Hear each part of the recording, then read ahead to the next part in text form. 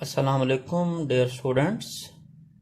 Today we are going to close and we are going to complete this digestive system. So we are going to discuss about the large intestine. Dear students, अगर इस figure के अंदर आप गौर से देखें तो small intestine को ये ब्लू कलर में शो किया गया है। जब स्मॉल इंटेस्टाइन का आखिरी पार्ट आ जाता है जिसे इलियम के नाम से हम जानते हैं, हमने प्रीवियस लेक्चर में इलियम के अंदर एब्जॉर्प्शन ऑफ फूड को डिस्कस किया था। So whenever this ileum is connected with the large intestine, that is a sphincter called ileocolic sphincter, यानी इस इलियम के एंड पे और कोलोन के साथ ही एक अटैचमेंट बनती है, एक स्फिंक्टर बनता है। आई have told you what is a sphincter. Sphincter कोई भी ऐसा सर्कुलर फॉर्म में कोई स्मूथ मसल होता है जो कि किसी ओपनिंग को कंट्रोल करता है। सो इलियोकोलिक स्फिंक्टर ये वो स्फिंक्टर है, ये वो पैसेज है जहां से जो फूड एब्जॉर्ब हो चुका था वो तो ब्लड सर्कुलेटरी सिस्टम का हिस्सा बन गया। अब जो अनडाइजेस्टेड फूड है वो थोड़ा थोड़ा करके इस कोलोन के अंदर इस इलियोकोलिक स्फिंक्टर के जरिए भेजा जाता है। सो लार्ज इंटेस्टाइन बेसिकली डिवाइड की जा सकती है सेकम, कोलोन और रेक्टम के अंदर। There are three major parts of large intestine as I have told you. These are caecum, एक ब्लाइंड एंडिंग वाला पार्ट है। देन कोलोन, कोलोन के तीन पार्ट्स हैं। असेंडिंग कोलोन, ऊपर की तरफ मटेरियल को लेके जा रहा होता है। ट्रांसफर कोलोन और descending colon. I will discuss here in this picture. And the last part that stores the faeces और फीकल मटेरियल और undigested material for some intervals, that is called rectum. So large intestine basically तीन पार्ट्स रखती है, caecum, colon और rectum. आइए students इस picture के अंदर देखते हैं। ये जो स्मॉल इंटेस्टाइन का आखिरी पार्ट है इलियम, वो कनेक्शन बनाता है कोलोन के साथ। आपको बताया मैंने एक स्फिंक्टर के जरिए जिसको कहते हैं इलियोकोलिक स्फिंक्टर। इसके बाद अगर यहां से मैं एक छोटी सी लाइन ड्रा करूं तो लाइन ड्रा करने के बाद आप देख सकते हैं कि ये नीचे एक ब्लाइंड एंडेड पोर्शन है लार्ज इंटेस्टाइन का। This is called caecum. यानी अगर इसकी मैं यहां से एक डिवीजन बना दूं, पूरे लार्ज इंटेस्टाइन ये जा रही है, तो स्टूडेंट्स ये जो नीचे वाला ब्लाइंड एंडेड पोर्शन है, इस पोर्शन के नाम को क्या कहते हैं? सीकम। अब सीकम की एक साइड से एक छोटी सी फिंगर लाइक प्रोजेक्शन निकली हुई है, एक उभार है जिसको कहते हैं अपेंडिक्स। समटाइम इस अपेंडिक्स के अंदर कोई फूड मटेरियल एंट्रैप कर जाए तो इसकी स्वेलिंग होना शुरू हो जाती है, जिससे बहुत ज्यादा इन्फेक्शन फैलना बॉडी में शुरू हो जाती है और उस डिसऑर्डर को अपेंडिसाइटिस कहा जाता है। अपेंडिसाइटिस की सूरत में इस अपेंडिक्स को यहां से रिमूव किया जाता है। सो what is this appendix? This is a vestigial organ. अब वेस्टिजियल ऑर्गन इवोल्यूशनरी पर्सपेक्टिव में डिस्कस किया जाएगा चैप्टर नंबर 24 सेकेंड ईयर के अंदर, इसको हम डिस्कस करेंगे। लेकिन मैं वो बता देता हूं कि वो ऑर्गन जो मौजूद तो हो लेकिन इतना फाल, इतना फंक्शनल ना हो, उसको कहते हैं वेस्टिजियल ऑर्गन। सो ये अपेंडिक्स कहां पे मौजूद है? ये इस सीकम की एक साइड पे फिंगर लाइक प्रोजेक्शन है। अब सीकम के बाद ये वाला पार्ट देखें, ये बड़ी सी ट्यूब ऊपर की तरफ जा रही है। इसके अंदर अनडाइजेस्टेड मटेरियल ऊपर की तरफ मूव करता है, इसलिए इसको कहते हैं असेंडिंग कोलोन। फिर अनडाइजेस्टेड फूड यूं ट्रांसफर मूव करती है, इसलिए इस पार्ट ऑफ कोलोन को कहते हैं ट्रांसफर कोलोन। और फिर अनडाइजेस्टेड फूड यूं नीचे की तरफ मूव करके रेक्टम की तरफ आती है। This is rectum and this is the anus, the last opening of digestive system. क्योंकि फूड यहां पे नीचे की तरफ मूव करके आ रही होती है, इसलिए इसको डिसेंडिंग कोलोन, डिसेंड करना, ऊपर से नीचे आना, असेंड नीचे से ऊपर जाना। So this picture overall shows what is the large intestine and what are its relevant parts. So cecum जो है that lies in between a large intestine and ileum. I have told you in this picture ये ileum है और ileum के बाद ये overall large intestine है. ये छोटा सा पोर्शन दरमियान में जो है ये है cecum. कोलोन मैंने आपको पहले ही बताया कि कोलोन एक लंबी ट्यूब का नाम है. लार्ज इंटेस्टाइन का जो पार्ट है या लार्ज इंटेस्टाइन है इसके अंदर असेंडिंग कोलोन ऊपर की तरफ मटेरियल मूव करेगा. ट्रांसफर कोलोन यूं ट्रांसफर डायरेक्शन के अंदर या हॉरिजॉन्टल मटेरियल को मूव करता है. एंड डिसेंडिंग कोलोन जिसमें मटेरियल नीचे की तरफ आता है. मैंने आपको बता दिया है. सो what is the material comes inside the large intestine. Dear students, mostly material absorb हो चुका है. वो इलियम से हमने डिस्कस कर लिया कि वो सर्कुलेटरी सिस्टम में अब्सॉर्ब कर चुका होता है.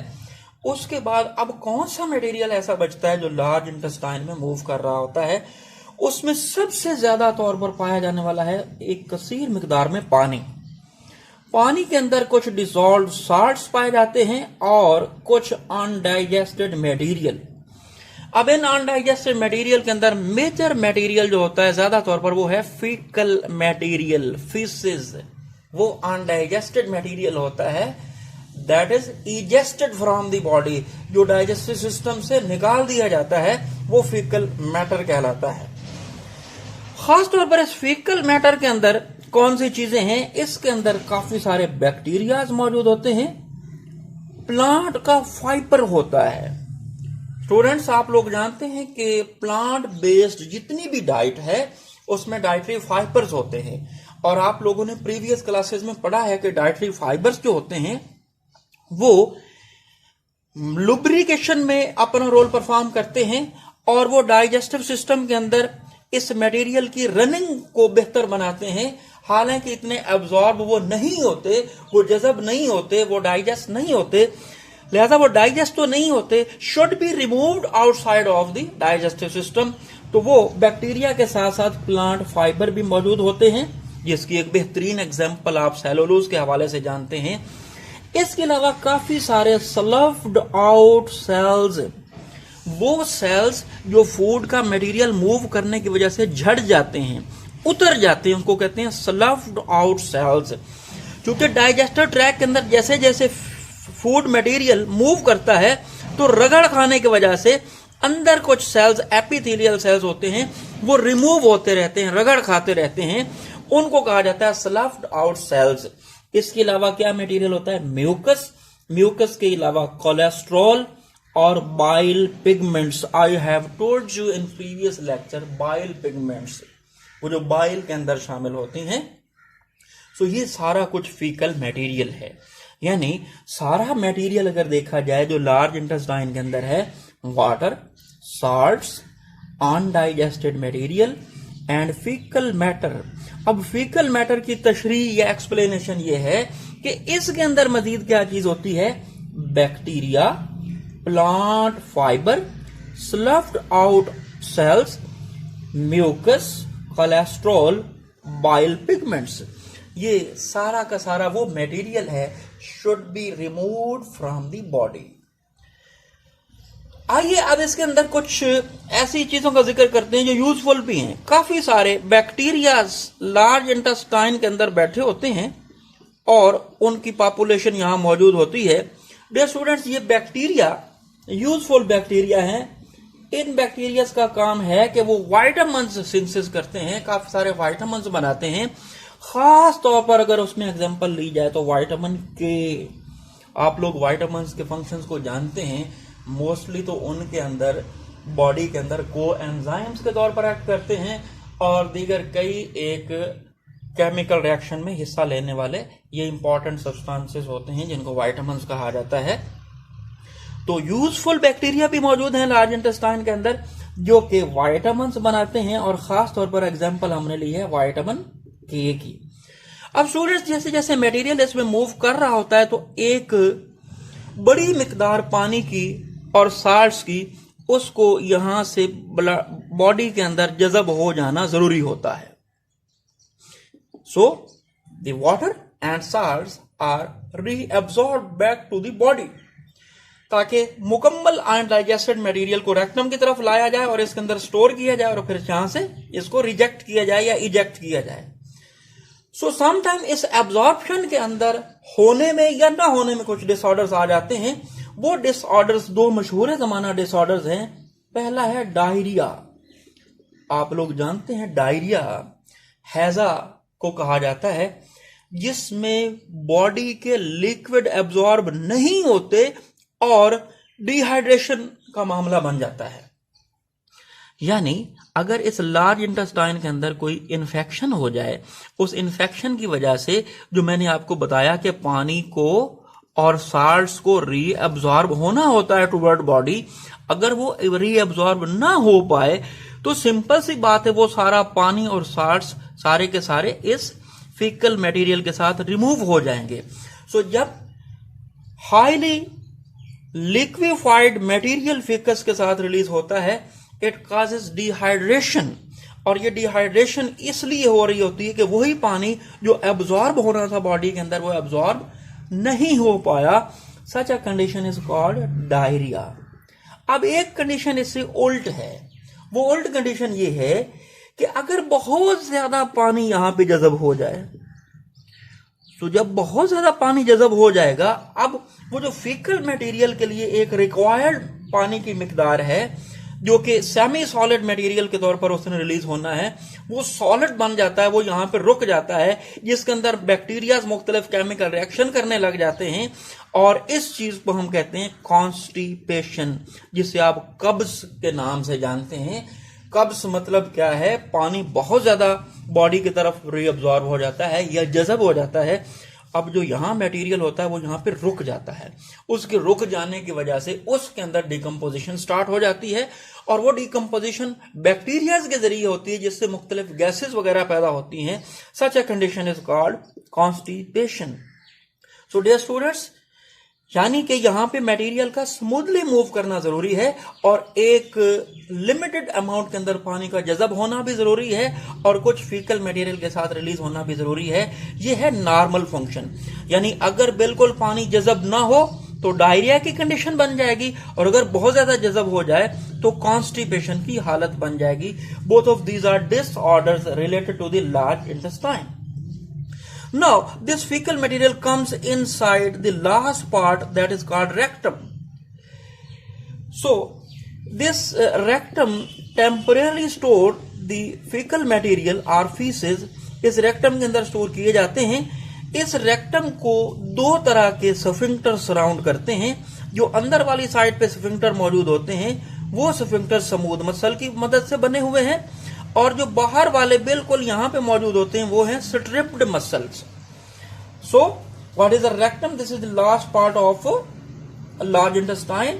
This is the part that stored the faeces for some time and then the fecal material is ejected or rejected, and this is surrounded by two sphincters. पहला जो है स्फिंक्टर जो अंदर वाली साइड पे होता है वो स्मूथ मसल्स का बना हुआ है और जो बाहर वाला है वो है स्ट्रिप्ड मसल से बना हुआ. So whenever rectum is filled by the fecal material by a response that is called defecation reflex, nervous system की तरफ से एक रेस्पॉन्स आता है, उसको कहते हैं डेफिकेशन रेफ्लेक्स. ये वो रेफ्लेक्स है जिससे फीकल मटेरियल बाहर निकाल दिया जाता है और मुख्तलिफ इंटरवल्स में निकाला जाता है. अब ये डेफिकेशन रेफ्लेक्स जो है डियर स्टूडेंट्स, ये रोका जा सकता है. जो एडल्ट्स होते हैं, जो मैच्योर होते हैं, वो रोक सकते हैं इसको सम टाइम, लेकिन जो चाइल्ड होते हैं शुरू में वो इसको नहीं रोक सकते. लिहाजा वो जब भी डेफिकेशन रेफ्लेक्स आता है वो फीकल मटेरियल जो है वो रिमूव कर देते हैं. जैसे जैसे चाइल्ड बड़ा होना शुरू हो जाते हैं तब वो सीखना शुरू हो जाते हैं कि how to control, how to inhibit this defecation reflex. So from the anus the undigested material is ejected और rejected. So this is all about by the process of ingestion, digestion, absorption, assimilation and ultimately egestion. So dear students, इसको यहाँ तक आप लोग तैयार करें. Further हम digestive system से रिलेटेड कुछ डिसऑर्डर्स को डिस्कस करेंगे तब तक के लिए डॉक्टर मोहम्मद हनीफ को इजाज़त दें। अल्लाह आपका हामी व नासिर हो। अल्लाह हाफिज़।